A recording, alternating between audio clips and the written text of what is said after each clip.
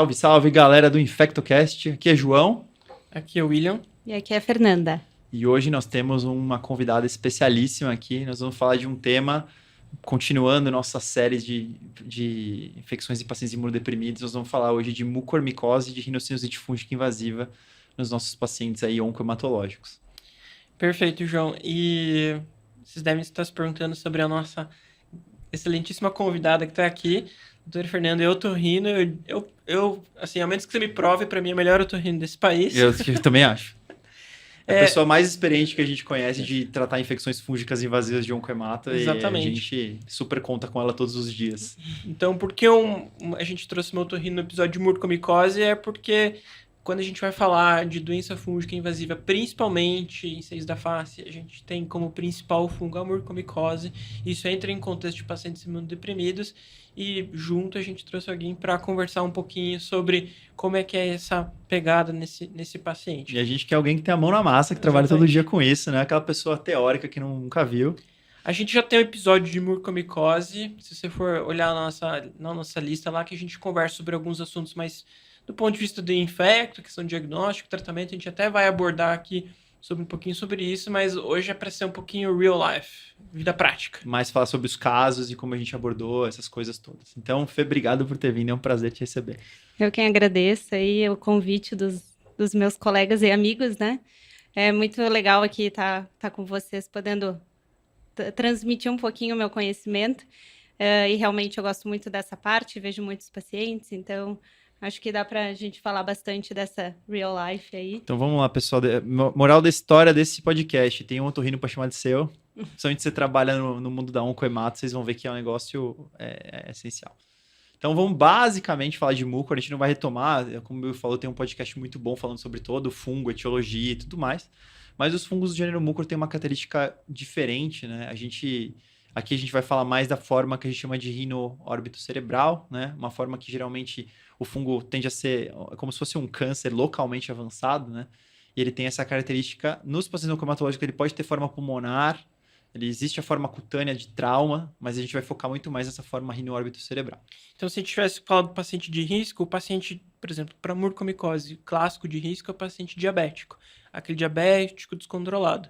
Mas quando a gente traz para o mundo de imunossuprimidos, né, o paciente que já fez vários ciclos de quimioterapia, transplante, ficou muito tempo neutropênico, tem outras doenças, doença do enxerto contra hospedeiro, tudo isso acaba traduzindo risco. A própria mucosite que o paciente vai ter por causa da quimioterapia, então ele fica suscetível a essas doenças fúngicas.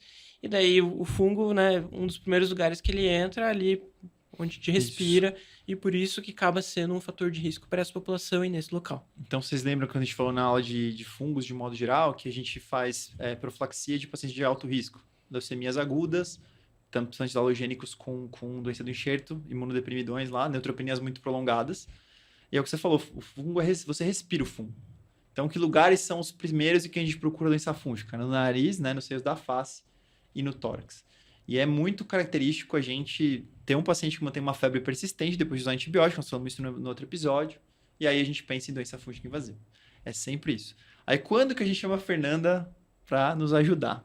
Então, Fê, acho que é legal falar um pouquinho de esse famoso exame que é a nasofibra, porque a gente chama vocês muitas vezes e fala assim, e é importante falar isso, pessoal, para vocês chamarem otorrino, a gente não quer que vocês chamem eles quando a cara do paciente está toda torta, a órbita está assim, ele está com ptose. Geralmente, uma das características importantes na mucor é o controle cirúrgico. Se você não consegue controlar cirurgicamente a doença, esse paciente vai muito mal. Isso está bem claro, né? Então, a gente vai falar mais sobre essas características, né? Sobre essas coisas. Então, não espere ter o paciente ter uma ptose, uma invasão da órbita para chamar o otorrino, né? E aí, a gente vai lá e vê um paciente com febre persistente e chama você sempre, Fê. Sim. Bom, eu acho super importante essa questão da avaliação inicial, né, do paciente. Então, a questão da equipe multidisciplinar é super importante do infecto, do hematologista, para fazer o diagnóstico da neutropenia febril ou diabético descontrolado. E, a partir daí, pensar que os seios da face eles são um lugar fácil de os fungos se alojarem e terem... fazerem alguns tipos de doença e principalmente as doenças fúngicas, que é o que a gente acaba temendo mais. dentro da otorrino é uma área bem específica, porque acaba sendo uma coisa rara, mas agora, como aumentou o transplante de medula, a questão dos tratamentos hematológicos e o tempo da neutropenia mais prolongada, aumentou bastante o número, então sempre nós temos que ficar com a anteninha ligada aí para fazer esse diagnóstico. Então, talvez pro geral dos otorrinos não é uma coisa tão comum, mas pro otorrino que trabalha nessa área, ele vai ver muito. Exatamente. Que é uma tendência de aumento e tem outra coisa, quanto mais procura, mais acha, né? Ah, sem dúvida. Ah, sim. E desde que eu comecei, assim, a fazer esses diagnósticos, graças a Deus, hoje nós temos um diagnóstico precoce e a nasofibra é o mais importante para esse diagnóstico precoce. Então, quando nós vamos fazer o exame, e é sempre importante ter essa equipe, porque eles sabem que é um exame que incomoda o paciente, mas pode ser feito independente da plaqueta. É um exame simples de ser feito à beira de leito, não tem riscos maiores de sangramento. Obviamente que tem que saber fazer o exame, né, para não machucar a mucosa. Mas, geralmente, a gente vê o diagnóstico mais precoce pela nasofibro e não tanto pelo exame de imagem. Então, o mito número 1 é que o paciente com plaquetopenia e neutropenia não pode fazer nasofibra. Mito, então. Podemos fazer tranquilos. Pode, sem Você já problema. fez várias vezes e 1 milhão de vezes, aqui, né? Então, nesse papinho de, não, tá plaquetopênico, não tem nada a ver. Não, tanto para cirurgia quanto para nasofibro. Mas, obviamente, para nasofibro é sempre importante porque é o nosso primeiro contato com o paciente. Então, sempre, 100% das vezes, quando me chamam para fazer uma avaliação, seja infecto, seja hematologia, para um paciente com uma suspeita de fungo, sempre eu faço a nasofibro na primeira vez que eu vejo já o paciente. Já é a avaliação inicial, já é meio que de cara. Exatamente. Não é suficiente rinoscopia, isso é pouco. Não, a rinoscopia é muito superficial, porque o mais importante dessas alterações de doenças fúngicas invasivas nasais ela comete primeiro a concha média. A concha média é mais posterior. Então, é muito difícil nós vermos somente na rinoscopia anterior essas alterações. Tá, então, geralmente, não é uma avaliação só clínica, você já vai para fazer nasofibro de cara. Fala um pouquinho do exame, como que é. Tá. O exame ele é feito, então, geralmente eu coloco uma anestesia tópica, seja tetracaína, seja xilocaína, enfim. Ou seja, pode fazer na enfermaria mesmo. Faz no quarto. Faço no quarto. Eu gosto bastante, como eu gosto de pegar as imagens e tudo mais, eu gravo sempre o exame, mas dá para ser feito até no olho. E é feito o exame dura em torno de 2 minutos. Então, é um aparelho que tem, se não me engano, 2,7 a 3 milímetros de... Nossa, bem fininho mesmo. De espessura de circunferência. E ele é maleável. Então, a nasofibra flexível, que é o mais importante, assim, para a gente conseguir visualizar tanto o nariz, rinofaringe, orofaringe, hipofaringe, laringe, é a nasofibra flexível. Nós temos também os rígidos, que daí nós usamos para cirurgia, para fazer um diagnóstico mais detalhado, para ver laringe. Então, daí nós acabamos usando outros. Mas o mais confortável para o paciente, e nós conseguimos já ter uma dimensão do exame e da cavidade nasal, da rinofaringe e da garganta, é a nasofibra flexível. É colocado nas 2 cavidades nasais, na direita, depois faz na esquerda, e em algum dos 2 lados, que tiver mais pérvio, acaba descendo até a garganta. E aí, o mais importante é visualizar a mucosa. O importante é que esses pacientes, principalmente neutropênicos, eles não vão ter secreção, eles vão ter alterações mais de mucosa, então eles vão ter palidez. Então, é importante ver um lado, ver um outro, comparar, de repente, com o exame prévio. Então, isso é importante também, a gente sempre tenta comparar, e eu tento ver eu tenho os exames antigos. Então, você está dizendo que você muitas vezes vai fazer mais avaliações do mesmo paciente. Exatamente. Né? Você pode olhar num dia, não tem nada. Você pode olhar outro dia, essa mucosa está mais pálida, e você pode, inclusive, comparar. Eu acho que talvez dá para falar que aquela pegada que a gente tem com aquela tomo, vamos fazer a tomo, repetir a tomo mais para frente, é a mesma coisa talvez com a NASA. Assim, se o paciente de risco, a gente tá desconfiando, né? Eu vejo comum vocês fazerem isso, assim, semana que vem a gente repete. Sim. Mas agora, segundo mito que você acabou de desmistificar aqui, não espera a tomo ter alteração óssea. Não. Porque vira e mexe, a gente ouve esse papo aí. Então, se você trabalha com imunodeprimido, você começou a trabalhar agora, lição para você, cara. Se você tem um paciente com suspeita de doença fúngica invasiva dos seios da face, não espere aquela história. Como que eu penso em fúngica? Quando tem erosão óssea na tomografia. Cara, a Fernanda acabou de falar aqui. Ela olha os exames, inclusive em comparação de tempo, porque pode ter apenas uma palidez na concha média. E mais nada, e esse cara já tem uma doença angioinvasiva. Tanto que quando a gente está falando de fungo, aqui nós estamos falando de angioinvasão. Pálido por quê? Porque o fungo infarta os vasos. É a primeira coisa que acontece na fisiopatologia. A gente não espera que você olhe e veja um cogumelo no nariz do paciente. Você pode ver apenas, né, ali uma palidez. Então, olha como isso nunca vai alterar a tomo, gente. Vocês entenderam que a tomografia, whatever tomografia, a tomografia tá normal, isso não afasta a doença fúngica. Esse aqui é o segundo ponto. Então, dá para fazer plaquetopênico, dá para fazer neutropênico, e mesmo se a tomo estiver normal, dá para fazer nasofibra e achar doença fúngica invasiva. São duas lições muito importantes. E me fala um pouco do que você acha lá na nasofibra, o que te chama a atenção. Então, Palidez, você falou muito bem. palidez Acho que é o primeiro grande achado e tem que ter um olho bom, né? Sim, geralmente ele pega a concha média, então, que é uma estrutura que nós temos ali no meio do nariz, e ele gosta muito da região da axila, os fungos, seja mucor, seja qualquer aspergillus, independente do tipo de dobrinha fungo. ali, Que é bem onde tem a dobrinha lá em cima, então é mais difícil de visualizar, então tem que ter mais um critério, assim, de olhar para cima, né? Mas o que nós geralmente vemos no exame é essa palidez, e o mais importante, que é patognomônico, basicamente, é a necrose de alguma estrutura da mucosa.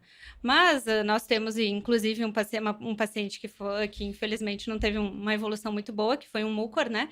Que ele acabou fazendo um mucor dentro do esfenóide, que é uma estrutura que o exame não vê. Então, ele teve uma evolução desfavorável dentro desse quadro de acometimento de sistema nervoso central, e aí, a partir daí, quando abriu, foi fazer cirurgicamente, porque a gente tinha praticamente certeza que tinha alguma coisa ali dentro pela evolução, e quando abriu, realmente estava tudo bem complicado. Aí você consegue ver, às vezes, necrose, você consegue ver, às vezes, a gente brinca que é o fungo peludinho, né? A Fernanda manda no grupo lá da gente. O pãozinho. Às vezes a gente recebe imagem, às vezes, de um pão, que você olha lá, olha só esse pão aqui. Bom, eu adoro olhar, o pessoal fica me zoando no grupo. Fala assim, o João gosta de ver isso aqui, então olha aqui a foto, né? Eu adoro. A gente tenta adivinhar a espécie do fungo a espécie, ali. Acho que é legal comentar sobre isso. Putz, eu adoro essa área. É legal porque, assim, primeiro você tem a palidez. Aí, o que vai acontecer com aquela mucosa? Ela vai ficar isquêmica de verdade e vai necrosar. Aí você vê necrose. Então, vai estendendo a palidez, vai ficando necrótico no meio. Sim. E aí o fungo, quando ele tá feliz de verdade, aparece a forma reprodutiva do fungo. O fungo ali dentro do seu nariz, ele tá vivendo na forma vegetativa, ele tá tentando sobreviver. Então tanto que vem tudo IFA, a gente faz biópsia, a gente vai falar mais pra frente, vem tudo IFA, beleza. Só que aí o que acontece? O que determina qual fungo é? Não é como se fosse a planta, não é a raiz que você fala assim, sei qual planta, é a flor, né? É a parte reprodutiva. Então, quando o fungo aparece peludinho, branquinho, bonitinho lá no nariz, já tá super feliz, ele tá curtindo aquilo ali. É como se ele estivesse no ambiente, porque ali tem uma área necrótica, pensa, só ali matéria orgânica morta ali, sem células de defesa, e ele tá curtindo aquilo ali, tá felizão, tem alimento, tem umidade, tá escuro, perfeito pro fungo se reproduzir. Então, quando a gente vê o fungo peludinho, na verdade é até assim, aspas, eu vou chamar de tardio, já faz um tempo que ele tava lá, né? É que a evolução pode ser bem rápida, mas já faz um tempo que esse fungo tá curtindo. Em outras palavras, a gente não quer encontrar isso. Exatamente. A gente infecta que adora fazer diagnóstico e achar os bichos, mas, em outras palavras, assim, não deixa chegar a esse ponto. Exatamente. Né? Então, a gente vai ver, às vezes, o fungo, a carinha dele lá, mas às vezes até tá meio tarde até, né, se for pensar. Mas, pelo menos, tá só na concha média já tá muito bom. Acontece muito isso. Eu diria que um dos achados mais comuns nossos, a gente vê isso na concha média. Então, acho que é legal falar mais uma razão para faça nasofibra. Não espera o paciente estar todo lascado para, né? Você pode fazer o exame e você vai ver coisas, você vai diagnosticar mais cedo o seu paciente. Muitas vezes vai ser assim. Bom, beleza, então você viu isso. Outras coisas, pode ver alguma tragédia já, imediatamente? Ou outras coisas... Às vezes o paciente não está com uma necrose da face, assim, evidente, mas quando nós colocamos o aparelho da nasofibra, tá tudo necrótico. O septo já sendo comido, tudo podre lá dentro, assim, é bem, bem triste quando nós vemos essa imagem, porque aí a chance de um tratamento cirúrgico, porque qual é o objetivo? Nós sempre desbridar o tecido morto para o antifúngico penetrar. Então, quanto mais tecido morto, mais difícil nós temos aí de ter que mexer e mais mórbido é para o paciente. Legal. Você, juntando o que você falou antes, até aproveitando para retomar esse achado, né? Então, o órgão que dá... a parte dos seios da face dá trabalho para nós é o esfenóide. Esfenóide, às vezes, você não vai ver. Então, você pode fazer uma nasofibra e ela ser branca e ter fungo ou bactéria lá no esfenóide. Isso é uma coisa importante, por isso que você falou, importância da equipe multi. Todo mundo trabalhando junto, a gente olhar e falar para Fernanda, ó, aconteceu recentemente.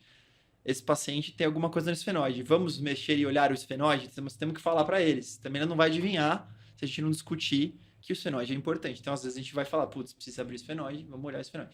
E aí você falou um negócio que eu achei muito interessante, que é a doença avançada, não dá para fazer cirurgia endonasal, né? Não dá para fazer uma cirurgia só por dentro do nariz local ali. Você vai precisar fazer uma cirurgia maior. Sim. E acho que isso é um grande diferencial para o paciente. Você conseguir pegar uma doença que está ali só na concha média, imagina que você vai lá e tira a concha média. Se tá tudo necrótico, septo, metade do seio da face por dentro, ficou mais difícil de fazer um procedimento desse tipo, né? E principalmente quando tem as complicações, né? Porque qual é o problema do nariz? O nariz tem estruturas muito nobres próximas dele. Então, a órbita e a nossa cabeça, né? E tudo que divide o nariz, tanto para quando nós vamos fazer cirurgia, esse sempre é um cuidado, é uma casquinha de ovo. Então, a lâmina papirácea que divide o nariz da órbita é uma casquinha de ovo. Então, qualquer infecção maior ali invade a órbita rapidinho e a morbidade, mortalidade principalmente, é muito maior.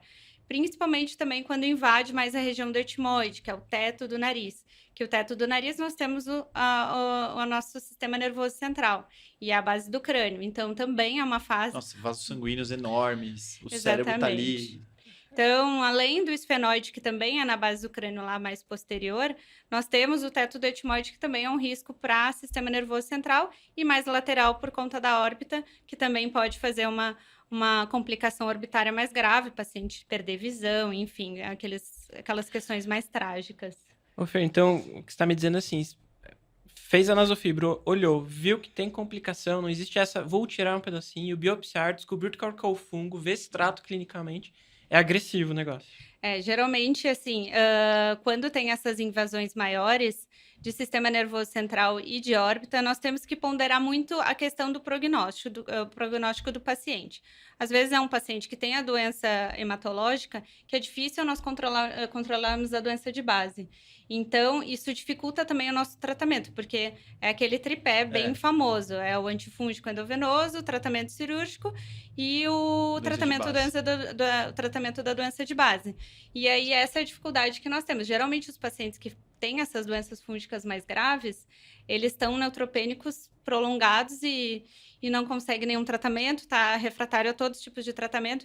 Então, nós temos que ponderar muito o quanto que nós temos que ser invasivos, porque a mortalidade é muito grande desses casos. Você vê que a gente estava falando que o diabético é uma coisa, né? Então, às vezes o paciente está mais inteirão, você controla o diabetes, beleza, entendeu?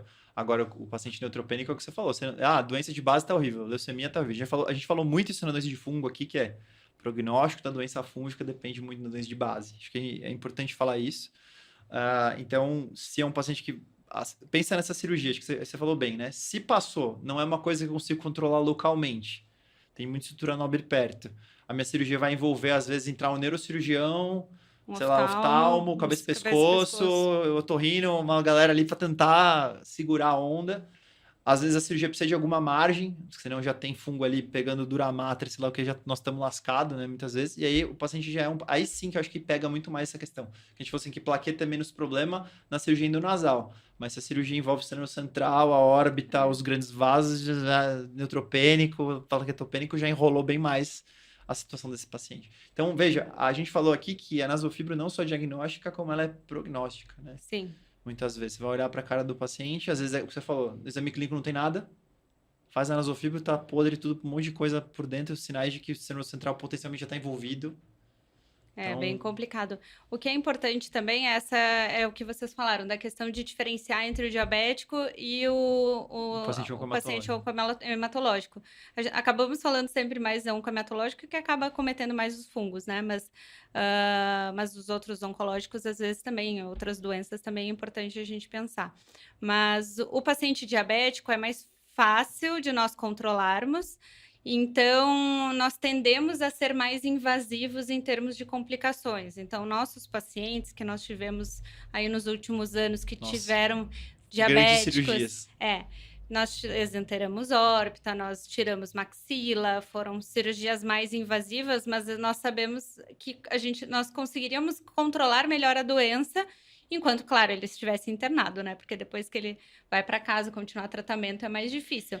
Mas o diabético, nós tendemos a ser mais invasivos por conta desses cuidados da doença de base. Agora, o oncohematológico tem que dividir a responsabilidade com o paciente, com o familiar, com Tudo a tem que se equipe, entender, né? Porque é bem e mais complicado. aí conversar para ver o que nós vamos fazer de fato aí em termos cirúrgicos, porque é bem invasivo mesmo. Eu acho que uma coisa na vida real que sempre me chamou a atenção desses pacientes, principalmente quando a gente fala de mucormicose, que tem que ser muito agressivo, né? Eu já perdi pacientes jovens que talvez a cirurgia inicial foi muito conservadora, que invadiu o sistema nervoso central. Então, às vezes, a gente tem que falar para o paciente assim, é a sua vida pela deformidade. Então, né, Isso é a verdade. gente tem alguns pacientes que, assim, sobreviveram às custas de cirurgias bem agressivas que levou à deformidade e que isso também traz consequências. Mas, às vezes, depois faz alguma plástica, conforme for cada caso, mas a gente sempre deixa isso muito claro pro paciente, acho que esse é o mais importante, né? A gente tem uns casos de reconstrução que ficam impressionantes. perfeito. Sim, fica perfeito. Até né? a órbita, as reconstruções Já tem até de isso, órbita. exatamente. Perfeito. Então, tem enxertos ósseos, várias coisas que as pessoas ficam muito bem. Mas eu acho que o Will tá querendo reforçar isso porque a gente sentiu já, com certeza também, que a gente perde alguns pacientes por não ser agressivo. Uhum. Essa pegada, acho que a Fernanda traz um negócio legal que é o seguinte: daí que o cara é neutropênico e daí que o cara é plaquetopênico, tem que fazer cirurgia e tem que fazer cirurgia. Especialmente no momento endonasal, que você ainda consegue controlar Bem mais localmente, é agressivo. Eu lembro de você falar algumas vezes que é assim, eu vou arrancando até sangrar, né? Tá É. sangrando? Bom. Que a gente até fala, nossa, mas e a plaquetopenia? A Fernanda é assim, ela nem pergunta quanto tá a plaqueta mais dos pacientes, né? Assim. É. E quando sangra, Fer? Eu boto tampão. Na verdade, Pronto. não, e eu trabalho com residentes, então eu falo para eles, ó, vai sangrar depois da cirurgia, mesmo com tampão, vai. Vocês não... E eles ficam Relaxa. naquela coisa, né? Obviamente que um sangramento controlado. O nariz sangra muito. E o meu objetivo cirúrgico sempre é fazer sangrar para penetrar o antifúngico. E significa que ali não tá isquêmico que você tirou. Exatamente. Então, eu tirei Então, isso a é doença. muito interessante. E esses pacientes que estão plaquetopênicos, realmente, eu não pergunto mais, a hematologia já está bem acostumada comigo, eu indico a cirurgia. No dia da cirurgia faz uma férise de plaquetas, eu sempre deixo uma reserva, ainda mais quando eu tiver menos de 50 mil. Geralmente o meu alvo acima de 50 mil eu não estou nem preocupada. Acima de 30 eu já estou mais tranquila Tá super ainda. feliz já. Mas aqueles pacientes que estão menos de 5 mil, que estão realmente, aí a hemato faz uma férise antes do meu procedimento, eu deixo reservado e vou operando. Começou a sangrar muito, eu faço um no intraoperatório. Olha só que interessante. Termina, eu nem cauterizo, eu nem queimo, porque geralmente cirurgia de nariz a gente tem o costume de cauterizar. Eu nem cauterizo uma para não fazer muita crosta e não me fazer Tem depois dificuldade depois de uma falar. confusão de será que é crosta, será que é necrose do pós-operatório. Então eu evito o máximo, obviamente, se pega um vaso mais calibroso eu acabo cauterizando, mas no geral eu nem cauterizo, eu retiro as estruturas, começo a sangrar, coloco os tampões nasais e termino o procedimento e tiro em 48 horas o tampão também com uma nova plaqueta, espero fazer a plaqueta para poder retirar. Então, e é engraçado porque não é ela que tá falando, é a gente que a gente viu pós. Isso não costuma ser um problema. Não. A gente vê muito paciente, a Fernanda opera muitos pacientes nossos, e a gente raramente fala assim, nossa, o problema foi a cirurgia que sangrou. Tipo, assim, nunca. Acho que eu não tive nenhum paciente que a gente falou assim, nossa, foi operar, esse cara sangrou o nariz, estragou tudo. Nunca, acho que nunca aconteceu isso. Acho que é importante deixar claro que raramente a complicação sangramento nasal prejudica o prognóstico, a vida do doente. O que prejudica é não fazer a cirurgia da infecção fúngica. Acho que isso é legal. A gente falou mucor, né? Mas, na verdade, a gente tá vindo aqui dizer o seguinte, qual que é o objetivo? Que você diagnostique mucor quando você não sabe que é mucor, porque o negócio não tá tão feio ainda, porque o negócio não pegou a órbita e o negócio tá indiferenciado ainda. Pega a mucor na concha média, pega a mucor na lesãozinha isquêmica. É isso que a gente quer. Você fala assim, nossa, mas eu não tenho certeza se é mucor. Não tem mesmo, que bom que nós estamos falando assim, porque gera dúvida, né? E aí, se você tirou uma concha média, retirou. Então, Fê, mais comum, tirar a concha média, moleza. Sim. É tranquilo. Demora Rapidão. 15 minutos. Olha só, tá vendo? Olha quantos pacientes que a gente tirando uma concha média que fez diagnóstico de doença fúngica, a gente Exato. pode resolver. E não vira uma mucor no órbito cerebral, mas era uma mucor, mas você pegou. Sim, Quando tava na inicial concha média. e realmente faz a diferença, porque no início até ficava assim, poxa, será que eu não estou sendo muito invasiva inicialmente?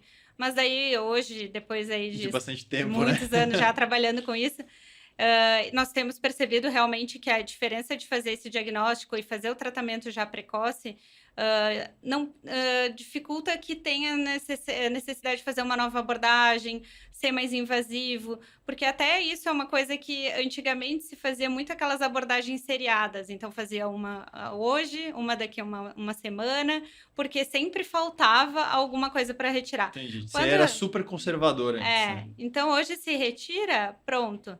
Vai observando, voltou a fazer febre, voltou a ficar na dúvida, porque a tomografia também é importante. Tomografia de pós-operatório vai dar alterado, então não pode se desesperar. Então, tem que ir com calma, fazer o pós, às vezes faz no leito, às vezes o paciente é muito neutropênico, leva para o centro cirúrgico, faz uma limpeza, que é importante também o pós-operatório o paciente cuidar, porque forma coágulo. Então, tem que ter todos esses cuidados e vendo que o paciente vai melhorando e tem uma ascendência, né? Então, esse é o interessante objetivo. porque a gente está falando que o ideal é pegar cedo, então não é para pegar quando você acha que é mucor, porque já está tudo invadindo órbita, você pega antes, não está indiferenciado, é uma lesão fúngica, não sei nem que fungo é, mas vamos fazer procedimento. E você está falando que a gente faz o follow-up, justamente o seu otorrino não pode fazer a cirurgia embora. Não. Ele tem que ficar no caso e rever esse sítio, até porque pode ter ficado fungo lá, até porque pode piorar de novo, o paciente continua no ambiente onde ele começou a doença fúngica, então ele está exposto. Sim. Às vezes o fator que é a neutropenia, o droga para a doença do enxerto continua lá, né? E, então, você está falando aqui, muitas vezes tem que revisar, e às vezes precisa cutucar o nariz do cara, você vai levar para o centro cirúrgico para ficar, não vai ficar, vamos dizer assim, você não vai fazer nada mais agressivo no leito, que é incômodo, sangra, enfim, é melhor estar num ambiente controlado. Por isso, mais idas para o centro cirúrgico não são incomuns, esse paciente ir de novo para revisar o que ele fez. Isso acontece muito mesmo, exato, pessoal, várias idas para o centro cirúrgico e várias nasofibros de acompanhamento. Não dá para você chamar otorrino, isso acontece em alguns centros pelo país que tem otorrino on-call, daí o cara vem, faz o procedimento, ele volta mês que vem. Não dá. Não. Tem que acompanhar esse paciente. Tanto que a gente já teve essa discussão em alguns casos clínicos sobre o tempo do tratamento, assim. Quando a gente fala de mucormicose, você vai ver os guidelines assim, quanto tempo eu vou dar anfotericina para o meu paciente, ou depois vou trocar para alguma droga do ponto de vista supressivo, como isavuconazol, que acaba sendo às vezes uma opção melhor, ou eventualmente posaconazol, mas que a gente às vezes até precisa ter a cultura ou antibiograma em mãos, num mundo perfeito.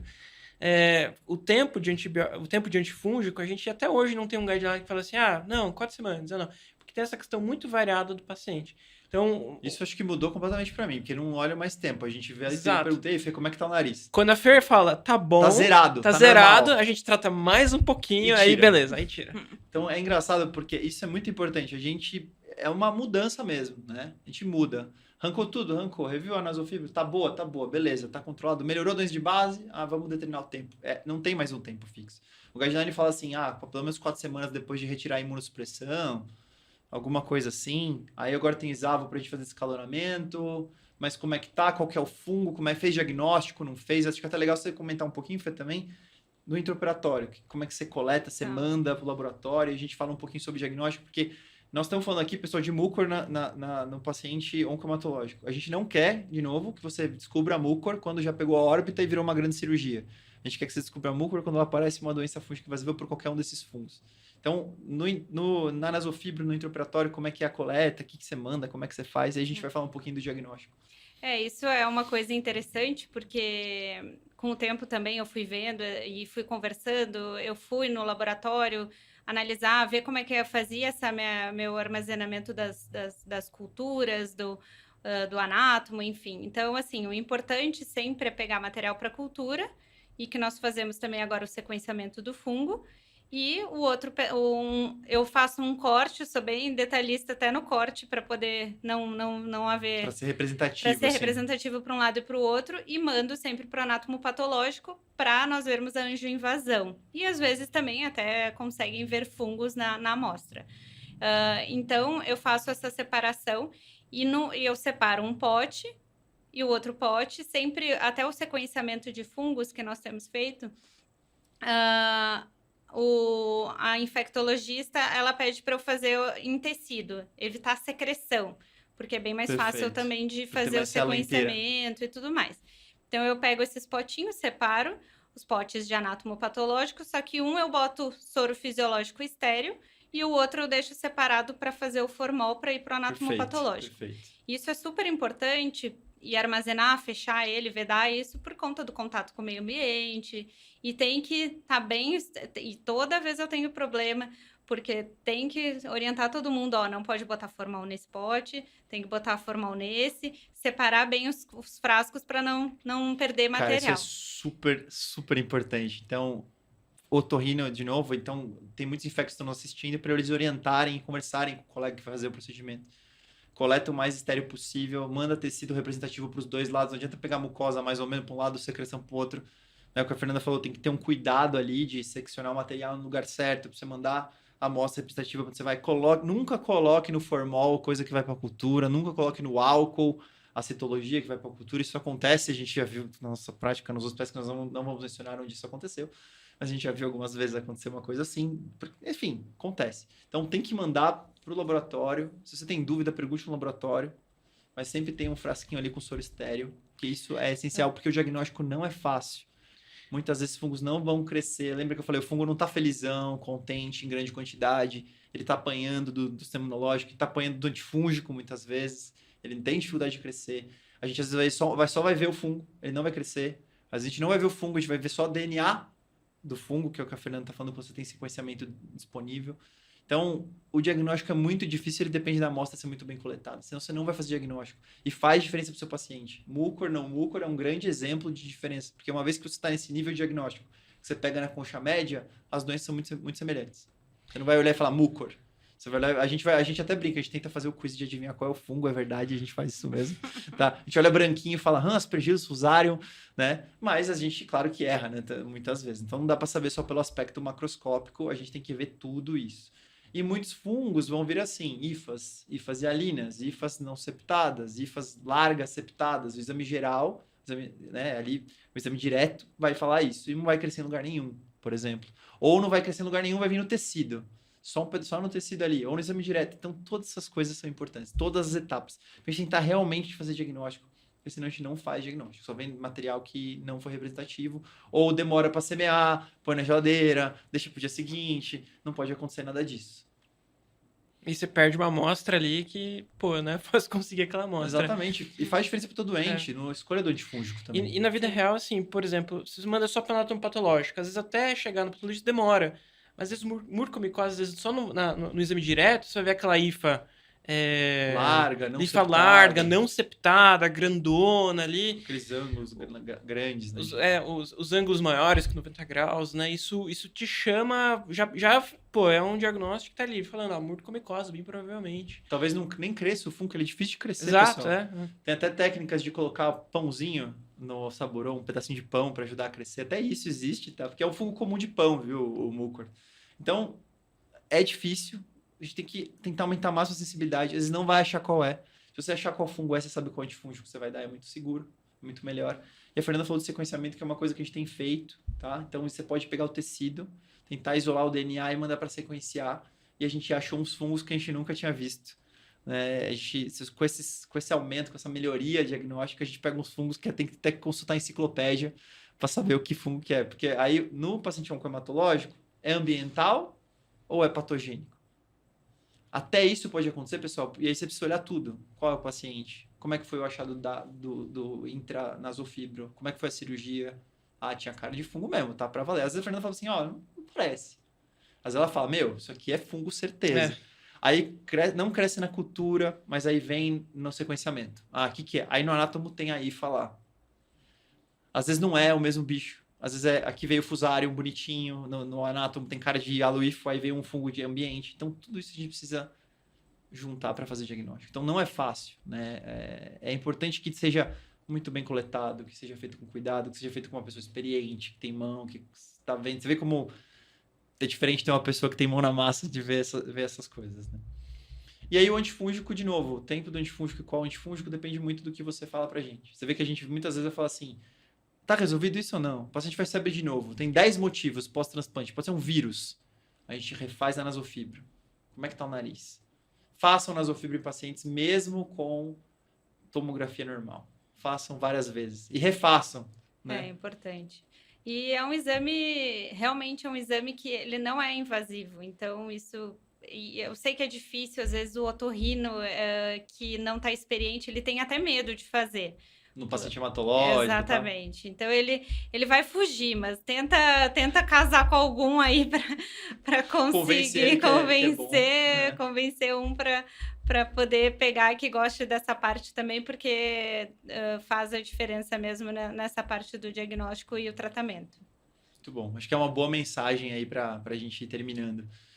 Will, alguma coisa a mais que nós não podemos esquecer? Bom, se vocês quiserem ver mais casos clínicos sobre mucormicose e outras doenças fúngicas invasivas em seios da face, com casos clínicos discutidos, com imagens, para a gente mostrar os pãezinhos que a gente vê lá em seios da face, na nossa pós aí, João. Eu ia falar, se vocês quiserem ver a Fernanda mostrando as imagens, a Eu Fernanda... tenho bastante, viu? A Fernanda não é aquela pessoa, como é que é? Mata a cobra e mostra o pau, não. Ela mostra ela cortando e tirando os funguinhos para vocês. Então, isso vocês podem ver na nossa pós-graduação de infecções em imunodeprimidos, que vai começar em março. Então, tem muito além, né, de só falar aqui de alguma doença hematológica, de falar de mucor. A gente tem uma especialista em otorrino, a Fernanda, a gente vai mostrar, ela mostra as imagens, mostra os bichos, mostra a cirurgia, mostra tudo para vocês, né? Então, aqui nessa nossa pós, a gente, diferente de qualquer outra que você vai procurar no mercado, a gente tem vários especialistas não infectos que têm prática, que estão com a mão na massa, transplantadores, hematologistas. Aqui a Fernanda é nossa super otorrino, que faz todos os nossos pacientes, mas vocês também vão ver muitos outros especialistas transplantadores, enfim, que trabalham em diversas áreas. E como essa correlação, como juntar é importante, como faz toda a diferença. E aí, se vocês quiserem ver ao vivo e a cores os procedimentos, os vídeos que a Fernanda compartilha no nosso grupo exclusivo, só estar com a gente na nossa pós. E, claro, ela também vai dar aula na nossa pós, vocês vão ver lá também. Então, vocês estão super convidados. E é sempre um prazer receber você, Fernando. Obrigado por estar aqui com a gente no nosso episódio. Obrigado, Fer. Muito legal sempre gosto aí de falar sobre esse assunto, ainda mais com vocês aí. E adorei o seu recado. Pega o seu otorrino, arrume o otorrino pro chama de seu, convença ele, mostra esse podcast para ele. E aí pode ver que tem gente trabalhando com a gente, operando o paciente independente da plaqueta e fazendo nasofibro nos pacientes independente da tomografia. Então levem isso com vocês e a gente se vê na pós-graduação em março. Obrigado. Até o próximo episódio. Obrigada. Falou.